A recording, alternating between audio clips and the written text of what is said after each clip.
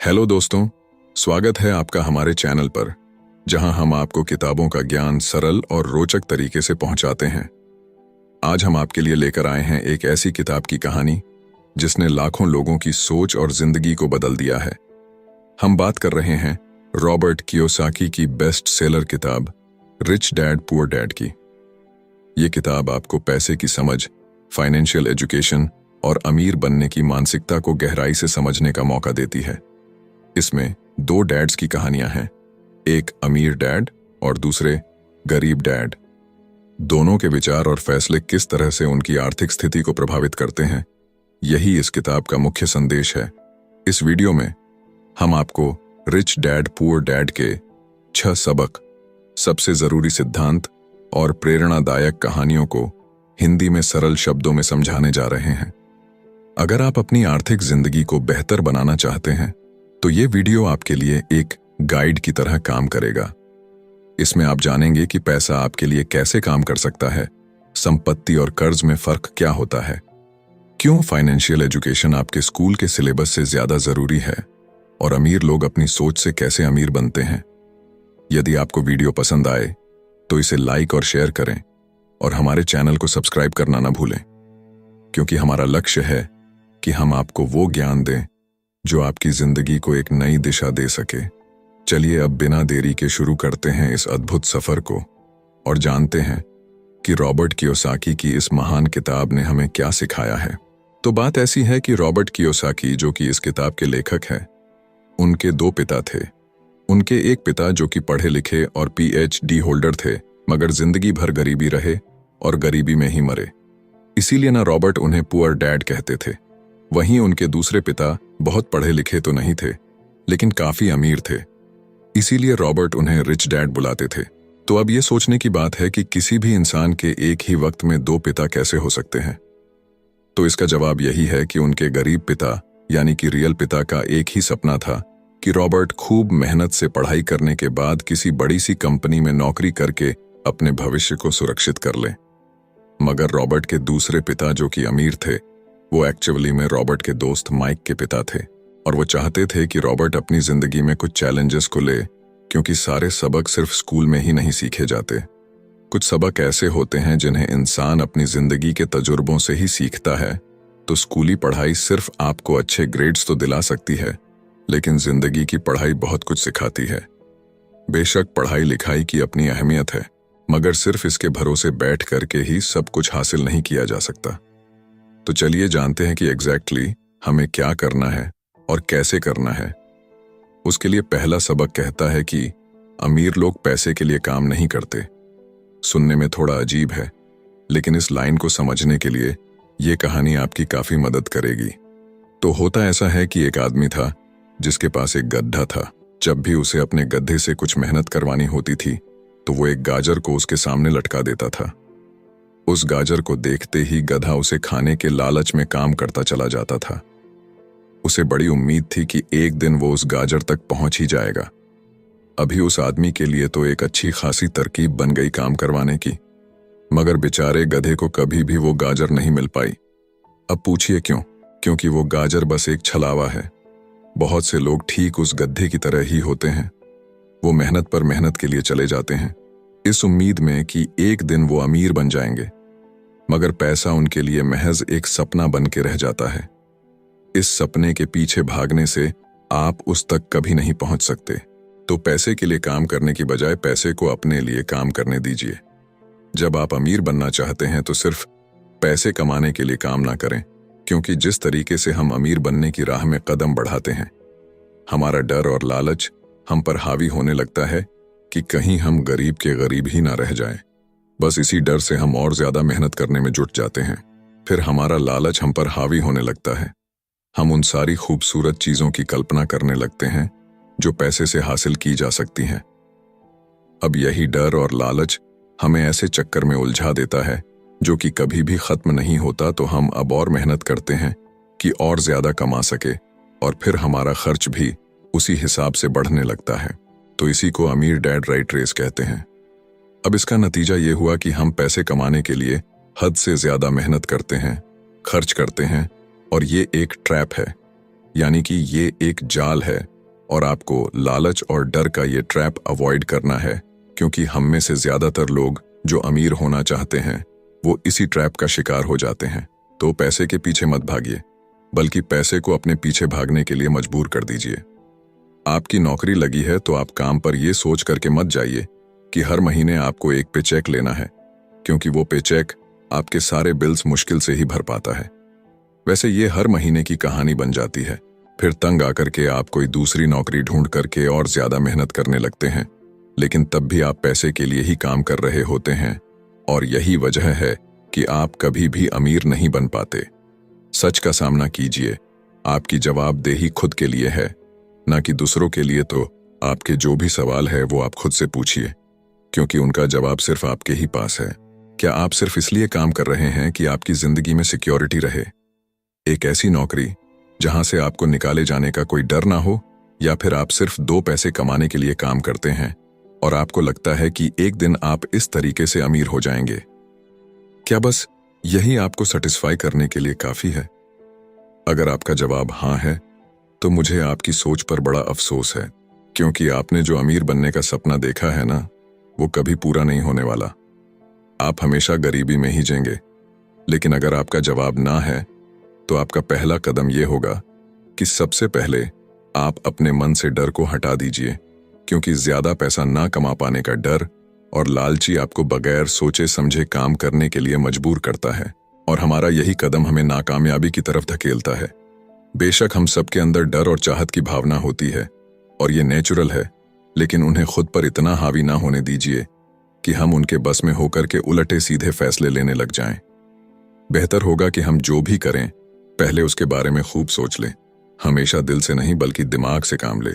हर सुबह अपने आप से पूछिए कि क्या आप उतना कर पा रहे हैं जितना कि आपको करना चाहिए।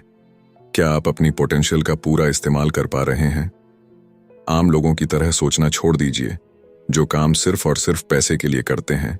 ये सोचना छोड़ दीजिए कि मेरा बॉस कम पैसे देता है, मुझे ज्यादा मिलना चाहिए, मैं ना इससे ज्यादा कमा सकता हूं। एक बात याद रखिए, आपकी परेशानियों के लिए सिर्फ आप जिम्मेदार हैं, कोई और नहीं। बॉस अगर आपकी सैलरी को नहीं बढ़ा रहा है तो उसे इल्जाम मत दीजिए। जब आप खुद की प्रॉब्लम्स की जिम्मेदारी लेते हैं तो सिर्फ आप ही उसका हल निकाल सकते हैं। और यही वो पहला सबक और पहला प्रिंसिपल है जो कि आमिर डैड ने रॉबर्ट को सिखाया। इस सबक का एक पार्ट ये भी था कि अमीर डैड ने उन्हें एक कन्वीनियंस स्टोर में काम करने पर लगा दिया। उन्हें इस काम के कोई पैसे नहीं मिले, वो बस काम करते रहे, और इसका फायदा ये हुआ कि वो अपने दिल से काम में लगे रहे, और इस दौरान कई नए आइडियाज उनके दिमाग में आते रहे। पैसे को अपने पीछे कैसे भगाया जाए, इस बारे में उन्हें कई विचार मिले। उन्होंने देखा कि उस स्टोर की क्लर्क कॉमिक्स बुक के फ्रंट पेज को 2 हिस्सों में फाड़ देती थी। आधा हिस्सा वो रख लेती और आधा हिस्सा फेंक देती थी, तो देर शाम में स्टोर में एक डिस्ट्रीब्यूटर आया करता था। वो कॉमिक्स बुक्स के ऊपरी आधे हिस्से को क्रेडिट के लिए लेता, पर बदले में नई कॉमिक्स बुक्स दे जाया करता। तो एक दिन उन्होंने उस डिस्ट्रीब्यूटर से पूछा कि क्या वो पुरानी कॉमिक्स बुक्स ले सकते हैं। वो इस शर्त पर मान गया कि वो उन कॉमिक्स को बेचेंगे नहीं। ये उनके दिमाग में बिजनेस का एक नया आइडिया था। उन्होंने वो पुरानी कॉमिक्स बुक्स अपने दोस्तों और बाकी बच्चों को पढ़ने के लिए किराए पर देनी शुरू कर दी। बदले में वो हर किताब का 10 सेंट किराया वसूल करते थे। हर किताब सिर्फ 2 घंटे के हिसाब से पढ़ने के लिए दी जाती थी, तो असल मायनों में वो उन्हें बेच नहीं रहे थे। उन्हें उस गैराज पर काम भी नहीं करना पड़ा जहां से वो कॉमिक्स किराए पर देते थे। उन्होंने माइक की बहन को काम पर रखा, जिसके लिए उसे हर हफ्ते $2 दिया जाता, तो एक ही हफ्ते में उन्होंने $9.5 कमाए। और इस तरह उन्होंने सीखा कि पैसे को खुद के लिए काम करने दो, न कि आप पैसे के लिए काम करो। तो इसी के साथ अब आगे है दूसरा सबक, जो कहता है कि फाइनेंशियल लिटरेसी क्यों सिखाई जाए। कहने का मतलब यह है कि 1923 में एज वाटर बीच होटल शिकागो में एक मीटिंग हुई। दुनिया के बहुत से लीडर और बहुत ही अमीर बिजनेसमैन इस मीटिंग का हिस्सा बने। इनमें से थे एक बहुत ही बड़ी स्टील कंपनी के मालिक चार्ल्स शवाब और सैमुअल इंसुल, जो कि उस वक्त की लार्जेस्ट यूटिलिटी प्रेसिडेंट थे, और बाकी कई और भी बड़े बिजनेसमैन। तो इस मीटिंग के 25 साल बाद इनमें से कई लोग गरीबी से मरे, कुछ ने खुदकुशी कर ली, और भी कईयों ने तो अपना दिमागी संतुलन तक खो दिया था। तो असल बात यह है कि लोग पैसे कमाने में इतने मशगूल हो जाते हैं कि वो ये खास बात सीखना भूल जाते हैं कि पैसे को रखा कैसा जाए। आप चाहे जितना मर्जी पैसा कमा लें, उसे बनाए रखना असली बात है। और अगर ये हुनर आपने सीख लिया तो अब किसी भी आड़े टेढ़े हालात, जो अक्सर कहा जाता है कि कोई इमरजेंसी आ गई या कोई अड्डी आ गई या कोई बुरा वक्त आ गया, तो आप उसका सामना आसानी से कर लेंगे। या हो सकता है कि अगर आप ठीक तरीके से प्लानिंग करें तो बुरा वक्त आए ही ना। वैसे लॉटरी में मिलियन जीतने वाले लोग कुछ सालों तक तो मजे से जीते हैं, मगर फिर वापस उसी पुराने हालात में पहुंच जाते हैं। तो अधिकतर लोगों के सवाल होते हैं कि अमीर कैसे बने या अमीर बनने के लिए क्या करें। इन सवालों के जवाब से अधिकतर लोगों को निराशा ही होती है, मगर इसका सही जवाब होगा कि पहले आप फाइनेंशियल लिटरेट बनना सीखें। देखिए, अगर आपको एम्पायर स्टेट बिल्डिंग खड़ी करनी है तो सबसे पहले आपको एक गहरा खड्डा खोदना पड़ेगा, फिर उसके लिए एक मजबूत नींव रखनी पड़ेगी। लेकिन अगर आपको एक छोटा सा घर बनाना हो तो एक 6 इंच कंक्रीट स्लैब डाल करके भी आपका काम चल जाएगा। मगर अफसोस तो इसी बात का है कि हम में से ज्यादातर लोग 6 इंच स्लैब पर एक एम्पायर स्टेट बिल्डिंग खड़ी करना चाहते हैं, और वो ऐसा करते भी हैं तो जाहिर सी बात है कि बिल्डिंग टूटेगी ही टूटेगी। गरीब डैड रॉबर्ट से बस यही चाहते थे कि वो खूब पढ़ाई करे, लेकिन अमीर डैड उसे फाइनेंशियली लिटरेट बनाना चाहते थे। ज्यादातर स्कूल सिस्टम बस घर बनाना सिखाते हैं, मजबूत फाउंडेशन नहीं। स्कूली शिक्षा और पढ़ाई की अपनी अहमियत है, मगर असल जिंदगी में यही सब कुछ नहीं है।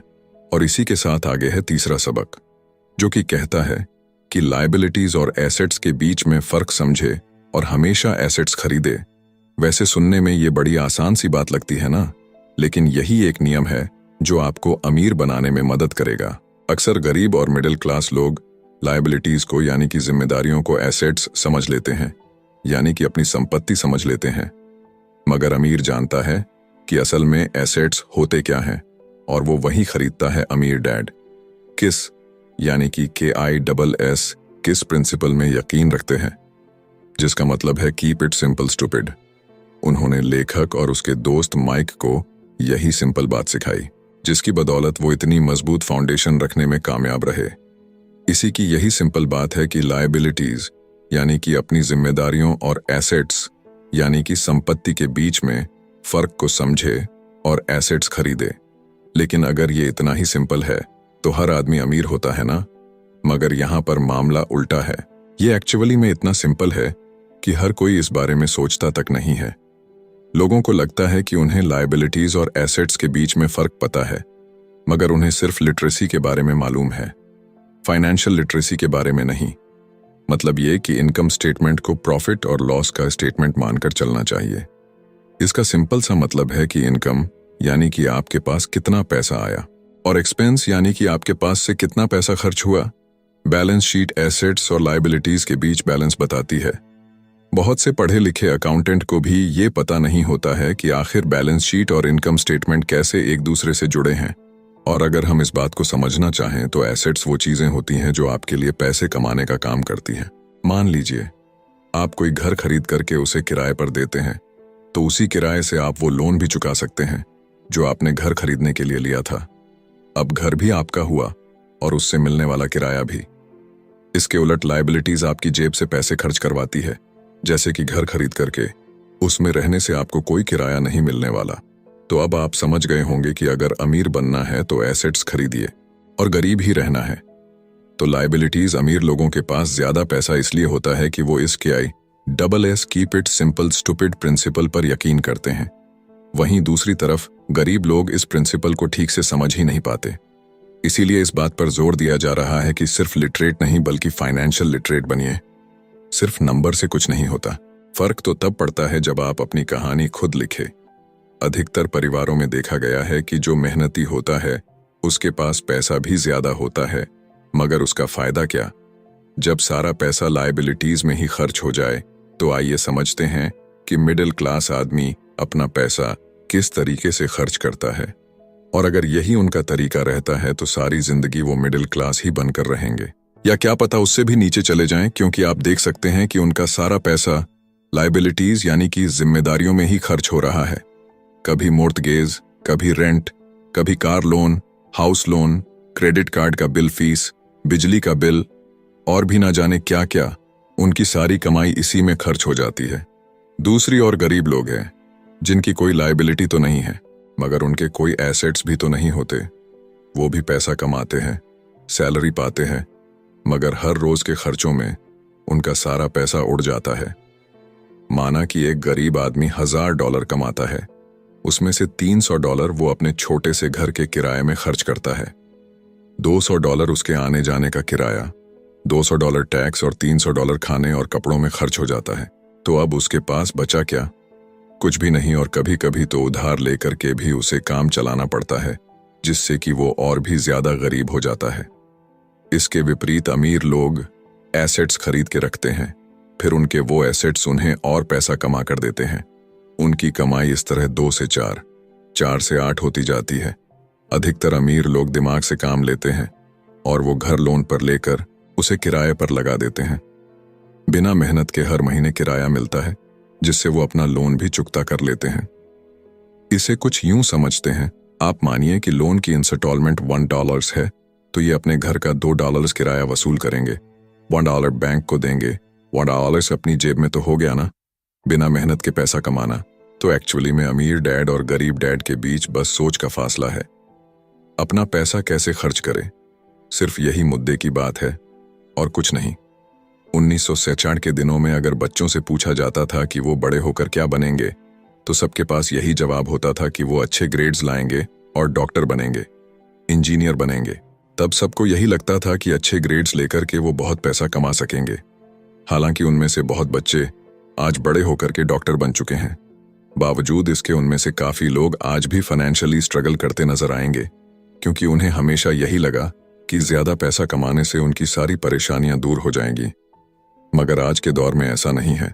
आज बहुत से बच्चे फेमस एथलीट बनना चाहते हैं, या फिर सीईओ, या फिर कोई मूवी स्टार या रॉक स्टार, क्योंकि उन्हें पता है कि सिर्फ अच्छी पढ़ाई और अच्छे ग्रेड्स के भरोसे बैठ करके वो करियर में सक्सेस नहीं पा सकते। आजकल फाइनेंशियल नाइटमेयर बहुत आम हो गया है। अक्सर नए शादीशुदा जोड़े ये सोचते हैं कि उनकी सैलरी अब डबल हो जाएगी, क्योंकि दोनों जने कमा रहे हैं। एक छोटे से घर में रहते हुए वो अब बड़े घर के सपने देखते हैं, इसीलिए वो पैसा बचाना शुरू कर देते हैं। इसकी वजह से उनका सारा ध्यान सिर्फ अपना कैरियर बनाने पर होता है। उनकी कमाई बढ़ने लगती है तो जाहिर है उसी हिसाब से खर्चे भी बढ़ेंगे। तो मुद्दा मामला ऐसा है कि अब जब आप फाइनेंशियल लिटरेट हुए बिना पैसा बनाते हैं या बिना सोचे समझे उसे खर्च करते हैं, तो होता यह है कि आप पहले से भी ज्यादा खर्चा करने लगते हैं। ये एक ऐसा चक्कर है जो फिर से चलता ही रहता है। नई जोड़े ने अब इतना पैसा कमा लिया है कि वो एक बड़ा घर खरीद सके। उन्हें तो यही लगेगा कि वो अब थोड़े अमीर हो गए हैं, मगर असलियत तो ये है कि बड़े घर के साथ उन्होंने नई लायबिलिटीज भी खरीद ली है। उनके कैश फ्लो में अब प्रॉपर्टी टैक्स का खर्च बढ़ गया है। अब उन्हें एक नई गाड़ी भी चाहिए, फर्नीचर भी चाहिए, सब कुछ नया। उनकी लायबिलिटीज बढ़ती ही चली जा रही है, और ज्यादातर होता यही है कि इनकम के साथ साथ खर्चे भी बढ़ने लगते हैं।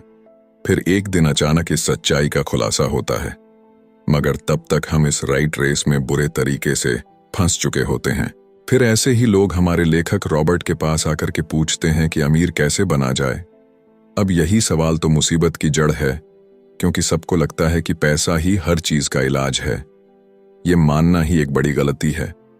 उनकी समस्या ये नहीं है कि वो ज्यादा पैसा नहीं कमा रहे, बल्कि ये है कि जो कुछ उनके पास है उसे हैंडल कैसे करें।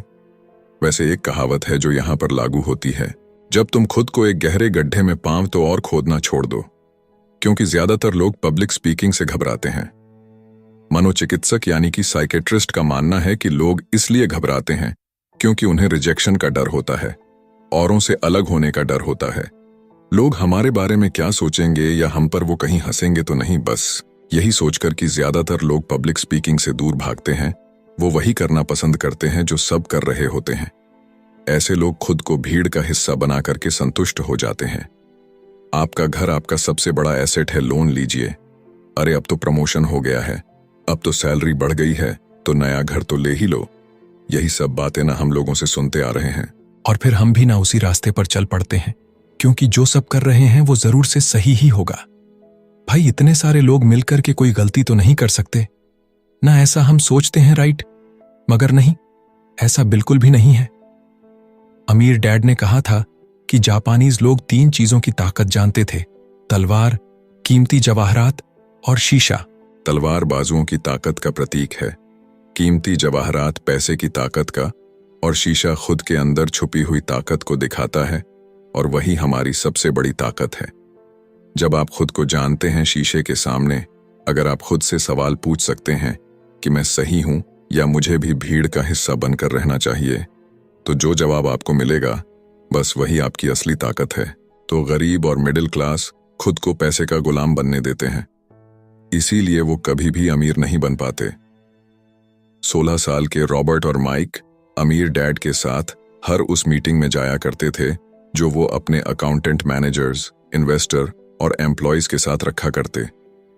यहाँ एक ऐसे अमीर डैड देखने को मिलते हैं जो पढ़े लिखे नहीं हैं, जिन्होंने 13 साल में ही स्कूल छोड़ दिया था, मगर आज वो मीटिंग कर सकते हैं और अपने नीचे काम करने वाले पढ़े लिखे लोगों को ऑर्डर देते हैं, उन्हें बिजनेस के टिप्स समझाते हैं।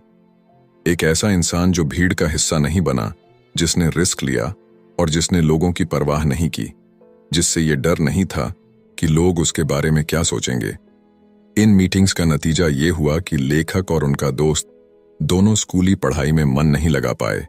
जब भी उनकी टीचर कोई काम देती थी, उन्हें रूल्स के हिसाब से करना होता था, तो उन्हें एहसास हुआ कि स्कूली पढ़ाई किस तरीके से बच्चों की प्रतिभा को निखरने नहीं देती, उसे दबा देती है। उनकी क्रिएटिविटी को मारकर, उन्हें एक सांचे में ढालकर इस समाज का एक मशीनी हिस्सा भर बना देती है। और उन्हें टीचर की इस बात से भी इनकार था कि अच्छे ग्रेड्स लाकर के ही सक्सेसफुल और अमीर बना जा सकता है। वैसे एक दिन रॉबर्ट की अपने गरीब डैड से बहस हो गई।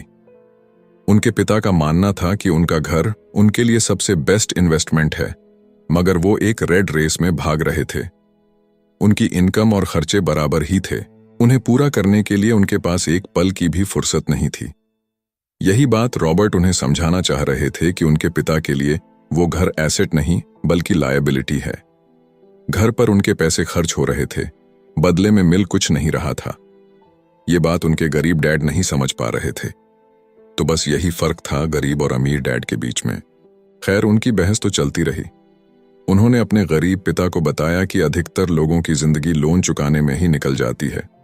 जिस घर को वो खरीदते हैं उसके लिए वो 30 साल तक लोन भरते हैं, फिर एक और बड़ा घर लेते हैं और अपना लोन रिन्यू कराते हैं। अब घर की कीमत भी उसी हिसाब से बढ़ेगी या नहीं, ये निर्भर करता है। कुछ लोग ऐसे भी हैं जिन्होंने घर खरीदने के लिए एक बड़ी रकम ली थी। जितनी घर की कीमत नहीं थी, उससे ज्यादा कर्ज उनके सर पर चढ़ गया। इसका सबसे बड़ा नुकसान लोगों को ये होता है कि वो बाकी जगह इन्वेस्टमेंट नहीं कर पाते, क्योंकि उनका सारा पैसा उस घर पर लगा है। उन्हें कभी इन्वेस्टमेंट करने का मौका ही नहीं मिल पाता और ना ही वो इस बारे में कुछ सीख पाते हैं, और इसी तरीके से कई एसेट्स उनके हाथों से निकल। अगर इसके बदले लोग सिर्फ एसेट्स पर ध्यान दें तो उनका फ्यूचर कहीं ज्यादा बेहतर हो सकता है। अब उदाहरण के लिए रॉबर्ट की पत्नी के पेरेंट्स एक बड़े से घर में शिफ्ट हो गए।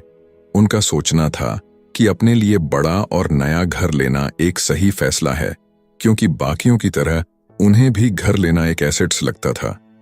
अगर वो ये जान करके हैरान रह गए कि उस घर का प्रॉपर्टी टैक्स $1000 था, ये उनके लिए बहुत ही बड़ी कीमत थी, और क्योंकि वो रिटायर हो चुके थे तो इतना पैसा टैक्स के रूप में भरना उनके रिटायरमेंट बजट के बाहर था। बेशक हम ये नहीं कह रहे कि आप एक नया घर ना लें, बल्कि हम समझाना चाहते हैं कि जितने पैसे से आप एक बड़ा घर लेंगे, उतने पैसे आप किसी एसेट में इन्वेस्ट करें तो बेहतर होगा। आपका एसेट आपके लिए कमाई करेगा और कुछ ही समय के बाद आपके पास इतना पैसा होगा कि आप आसानी से मनपसंद घर ले पाएंगे, और वो भी बिना किसी लोन के। तो अब सवाल ये है कि अमीर और ज्यादा अमीर क्यों होते रहते हैं, वही मिडिल क्लास आगे क्यों नहीं बढ़ पाते? इसके पीछे भी ना एक वजह है, और कारण एकदम सिंपल है। अमीर एसेट खरीदते हैं जो कि उनका पैसा दुगना करता रहता है। उस पैसे से उनके सारे खर्चे मजे में निपट जाते हैं, और मिडिल क्लास क्या करते हैं? वो तो बस महीने की एक तारीख का इंतजार करते हैं। जब उनकी सैलरी आई तो सारी की सारी सैलरी तो खर्चों को पूरा करने में खत्म हो जाती है, तो इन्वेस्टमेंट कहाँ से होगा? और फिर जब सैलरी बढ़ती है तो उस पर टैक्स भी बढ़ जाता है। और उसी हिसाब से बाकी खर्चे भी, और फिर अंत में वही राइट रेस चलती रहती है। कहने का मतलब ये है कि एक कर्ज में डूबा समाज जहां पर हम रहते हैं, मतलब ये कि अपने घर को एसेट समझना ही वो रीजन है जो कि हमें कर्ज के बोझ तले दबाती है। आज यही अधिकतर लोगों की सोच है। अगर सैलरी बढ़ी है तो लोग सोचते हैं कि अब वो बड़ा सा घर ले सकते हैं, क्योंकि उन्हें ये अपने पैसे का सही इस्तेमाल लगता है। इसके बदले अगर वो पैसा सही जगह लगाया जाए तो उनकी जिंदगी हमेशा के लिए बदल सकती है। लेकिन ऐसा हो नहीं पाता, क्योंकि उनका सारा वक्त हाड़ तोड़ मेहनत करने में चला जाता है। अपनी नौकरी को सेफ जोन समझ करके वे उससे अलग कुछ सोच ही नहीं पाते, और साथ ही उन पर कर्ज का इतना बोझ होता है कि वो नौकरी छोड़ने का रिस्क ले ही नहीं सकते। अब जरा खुद से सवाल कीजिए कि आज आप नौकरी छोड़कर बैठ जाते हैं तो कितने दिन आपका गुजारा चलेगा? क्योंकि अगर आप फाइनेंशियली लिटरेट नहीं हैं, अगर आपने सारी उम्र सिर्फ सैलरी के भरोसे ही काटी है और एसेट्स के बदले आपने लायबिलिटीज पाल ली है, तो यकीनन आपकी जिंदगी बहुत ही कड़ी चुनौती है। सिर्फ नेटवर्थ के भरोसे आपका काम नहीं चल सकता। नेटवर्थ बताता है कि आपके पास वाकई में कितना पैसा है, चाहे वो गैराज में पड़ी पुरानी कार के रूप में ही क्यों ना हो। अब भले ही वो कार कुछ काम की ना हो, जबकि वेल्थ का मतलब है कि आपके पास जो पैसा है उससे आप कितना और पैसा कमा रहे हैं। जैसे कि मान लीजिए कि आपके पास कोई एसेट है जिससे हर महीने मुझे $3000 की कमाई हो जाती है और हर महीने आपके $6000 खर्च होते हैं, तो मैं सिर्फ आधे महीने ही अपना गुजारा कर पाऊंगी। तो सल्यूशन ये होगा कि अपने एसेट से मिलने वाले पैसे को आप बढ़ा दें। जब वो $6000 आपको मिलने लगेगा तो आप रातों रात अमीर नहीं हो जाएंगे, मगर इस तरह आप वेल्थी होने लगेंगे। अब अगर आप अचानक नौकरी छोड़ते भी हैं तो आपके एसेट्स आपका सारा खर्च कवर कर लेंगे। अब वेल्थी तभी बन पाएंगे जब आपके खर्च आपके एसेट्स की ग्रोथ से कम रहे, और इसी के साथ आगे है चौथा सबक, जो कहता है कि अपने काम से काम रखें। दुनिया की सबसे बड़ी फूड चैन मैकडोनाल्ड के फाउंडर रे क्रॉकनी एक MBA क्लास में की स्पीच थी। ये 1947 की बात है। उनकी ये स्पीच बड़ी ही शानदार थी। लोगों को प्रेरित करने वाले स्पीच के बाद जब MBA क्लास के स्टूडेंट्स ने कुछ वक्त उनके साथ बिताने की गुजारिश की तो वो उनके साथ बियर पीने चले गए। बातों बातों में रे ने अचानक एक सवाल किया कि क्या आप लोग जानते हैं कि मैं किस बिजनेस में हूं? अब ये बात तो सबको मालूम थी कि वो हैमबर्गर बेचते थे। इस बात पर वो हंसने लगे और बोले कि उनका असल बिजनेस तो रियल एस्टेट है, क्योंकि मैकडोनाल्ड के लिए हर लोकेशन का चुनाव सोच समझ कर किया जाता है। जहां उसकी फ्रेंचाइज बनाई जाती है वो जमीन भी साथ ही बेची जाती है। तो इसका सीधा सा मतलब है कि मैकडोनाल्ड की फ्रेंचाइज खरीदने वाले को वो जमीन भी खरीदनी पड़ती थी।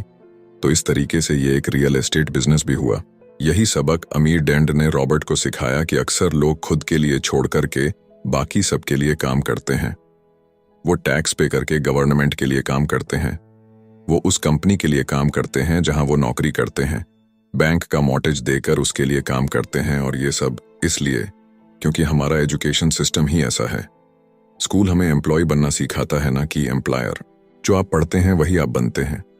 अगर आपने साइंस पढ़ी है तो डॉक्टर, मैथमेटिक्स पढ़ी है तो इंजीनियर, मतलब जो भी आपने पढ़ा है वो आप बने।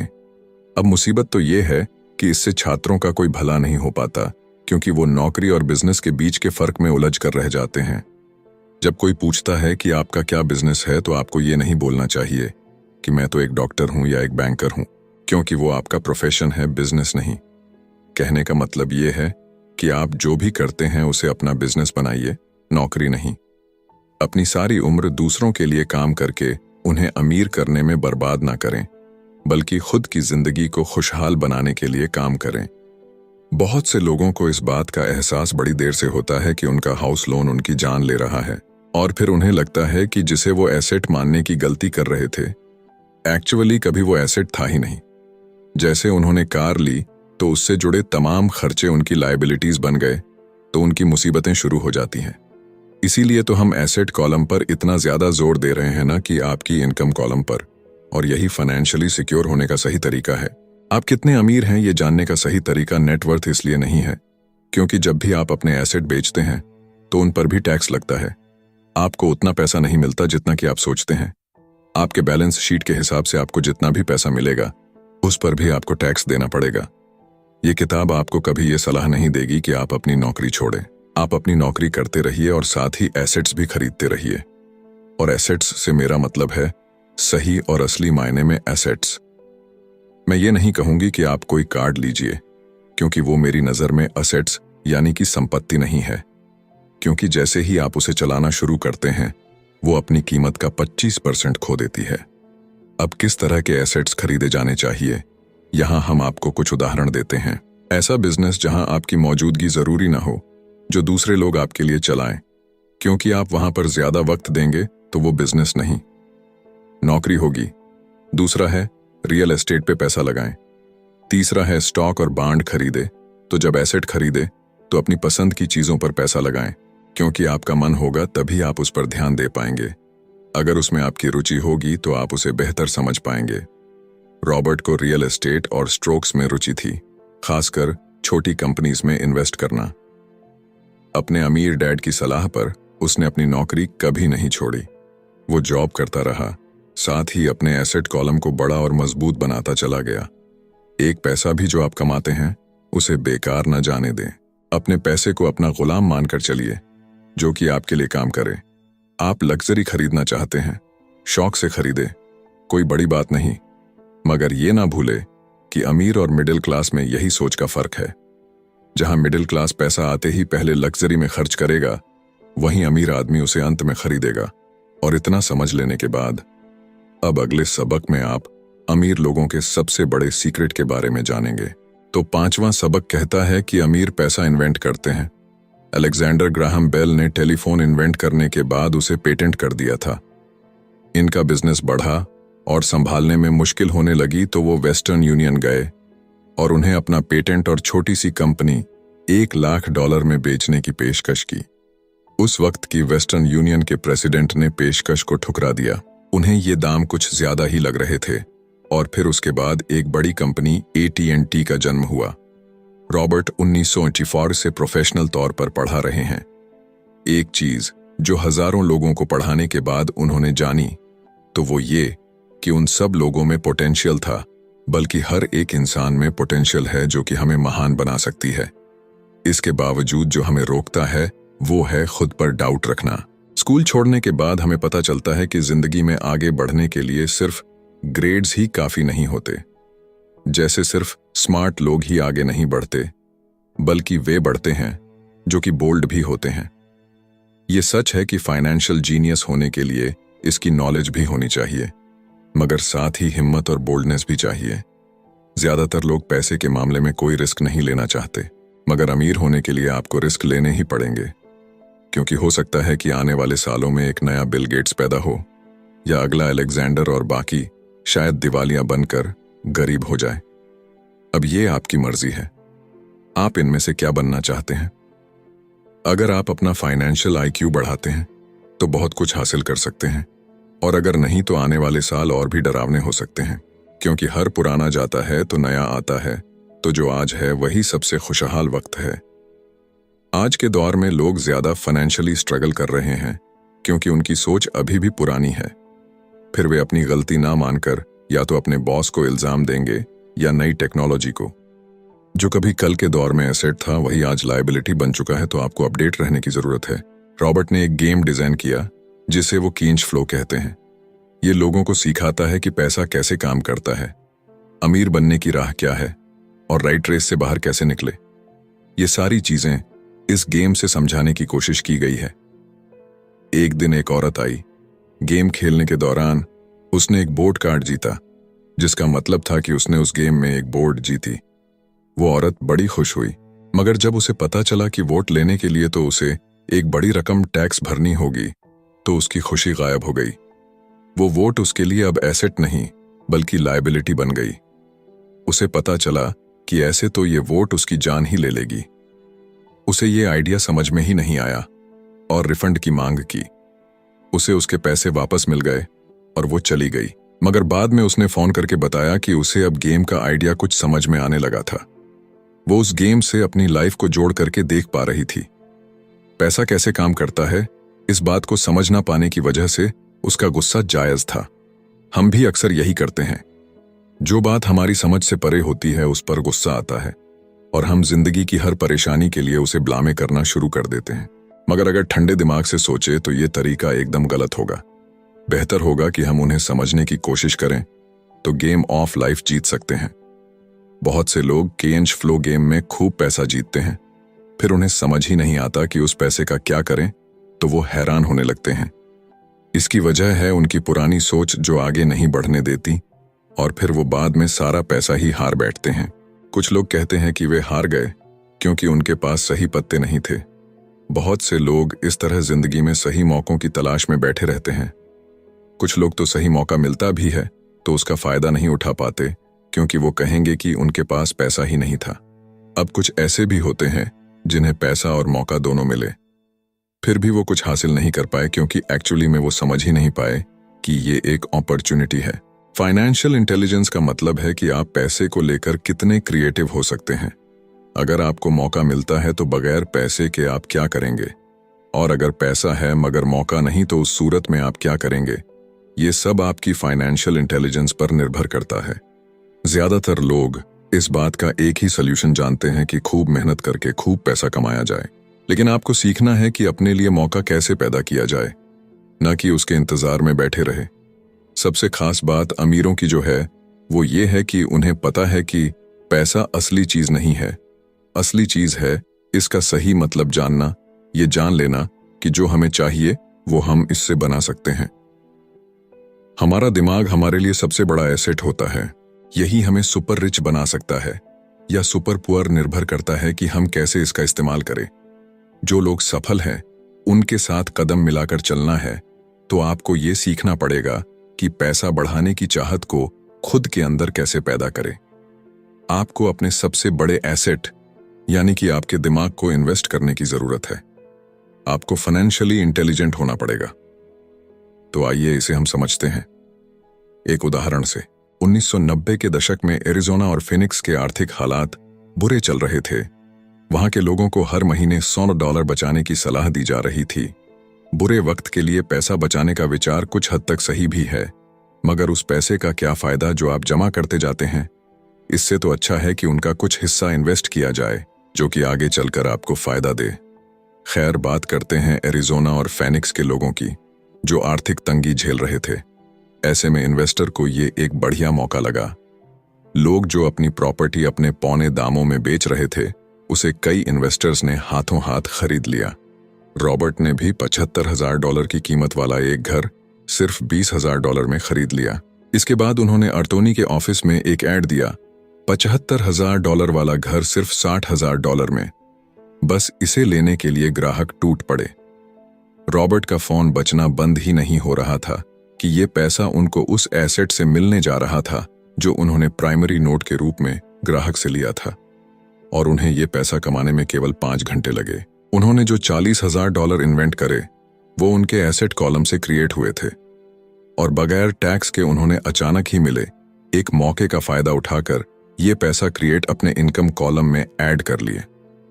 कुछ सालों के बाद ही उनके इस बिजनेस ने इतना पैसा क्रिएट किया कि उनकी कंपनी की कार, गैस, इंश्योरेंस, क्लाइंट के साथ डिनर ट्रिप और बाकी चीजें सब कवर हो गईं।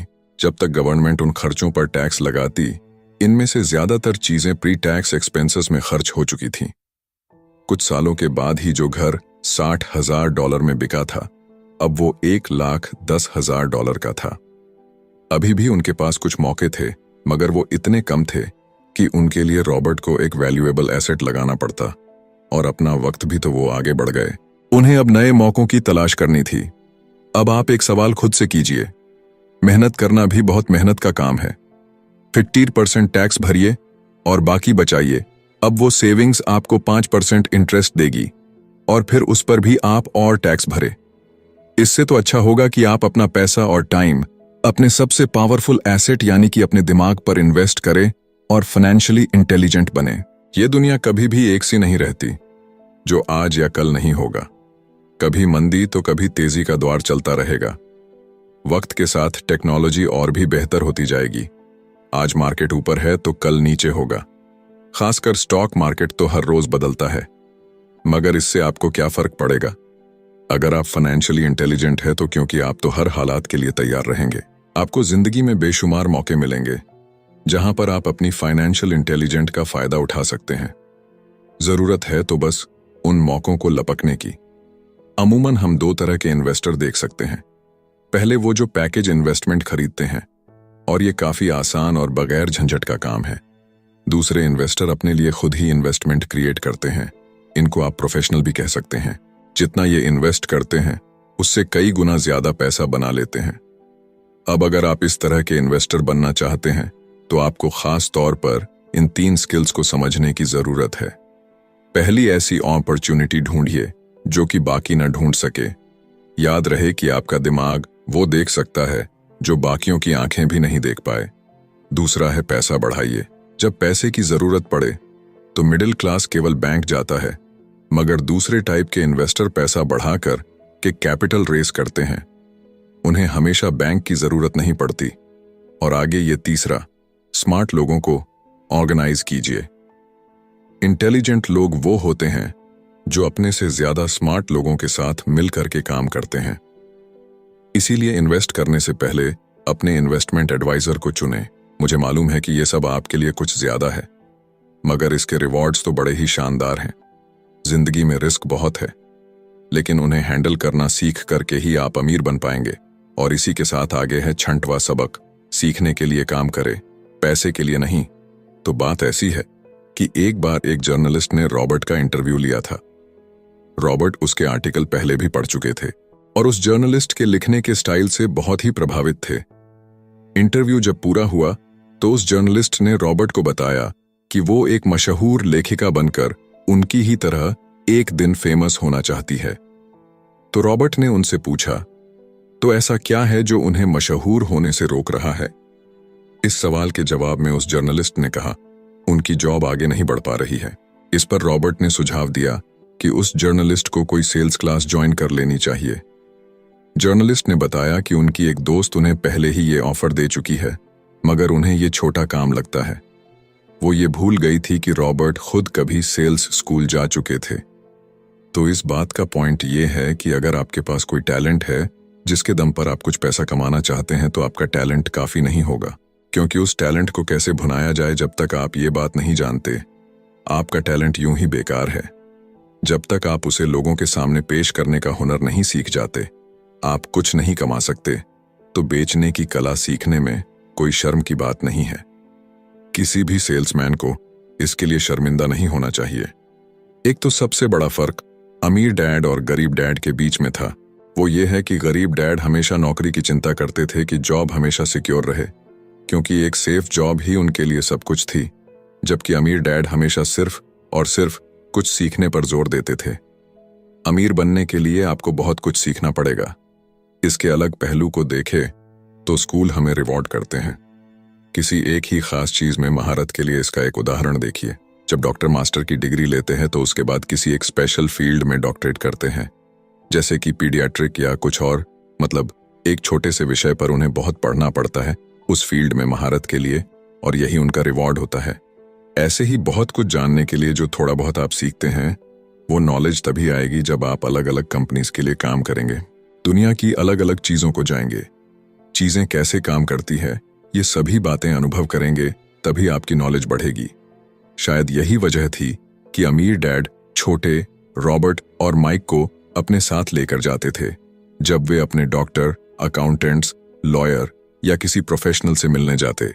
जब रॉबर्ट ने मैरिन कॉर्प्स ज्वाइन करने के लिए अपनी हाई पेइंग जॉब छोड़ी, तो उसके गरीब मगर पढ़े लिखे पिता समझ नहीं पा रहे थे कि रॉबर्ट ने ऐसी शानदार नौकरी क्यों छोड़ी। वे गलत तरह से इस फैसले से सख्त निराश हुए। रॉबर्ट ने उन्हें समझाने की हर मुमकिन कोशिश की कि उनका ऐसा करना क्यों जरूरी था, मगर उन्हें तो ये बात हजम ही नहीं हो रही थी। रॉबर्ट ने उन्हें कहा कि वो सीखना चाहते हैं कि खुले आसमान में कैसे उड़े। उन्हें जानना था कि वर्कर्स की टीम को कैसे हैंडल किया जाए। किसी भी कंपनी को अपने बलबूते पर चलाना कितना मुश्किल काम है। रॉबर्ट ये सब सीखना चाहते थे। वियतनाम से लौटने के बाद रॉबर्ट ने अपनी जॉब से रिजाइन कर दिया और जेरोक्स कॉर्प्स को ज्वाइन कर लिया। उन्हें यह नौकरी किसी फायदे के लिए नहीं चाहिए थी। वो इतने शर्मीले थे कि किसी को कुछ भी बेचने के ख्याल से ही उन्हें पसीना आ जाता। अपनी इसी कमी को दूर करने के लिए उन्होंने जेरोक्स के सेल्स ट्रेनिंग प्रोग्राम की शिक्षा ली। इसके बाद रॉबर्ट ने खुद अपनी कंपनी की शुरुआत की और अपना पहला शिपमेंट भेजा। वे अगर इसमें नाकामयाब रहते तो पक्का दिवालिया हो जाते, लेकिन उन्होंने ये रिस्क लिया और अपने अमीर डैड की सीख को याद रखा कि बेशक आप 30 की उम्र से पहले दिवालिया होने का रिस्क ले सकते हो, क्योंकि इस उम्र में आपको रिकवर होने का मौका भी मिल जाता है। ज्यादातर एम्प्लॉय अपने वर्कर्स को इतना तो पे करते हैं कि वो काम छोड़कर ना जाए, और ज्यादातर वर्कर भी जी फाड़ करके इसलिए मेहनत करते हैं कि वो काम से निकाले ना जाए। इसीलिए तो उन्हें सिर्फ अपनी सैलरी और कंपनी से मिलने वाले फायदों से ही मतलब होता है। इस सोच के साथ उनके कुछ साल तो बढ़िया गुजरते हैं, मगर ये लंबे समय तक काम नहीं करता। तो क्यों ना आप वो सब कुछ अभी सीखें जो आप सीखना चाहते हैं, इससे पहले कि आप कोई एक खास प्रोफेशन अपने लिए चुनें, क्योंकि अगर एक बार आपने अपना प्रोफेशन चुन लिया तो आप हमेशा के लिए उसी में बंध कर रह जाएंगे। तो दोस्तों, इसी के साथ ये समरी यहीं पर समाप्त होती है। धन्यवाद।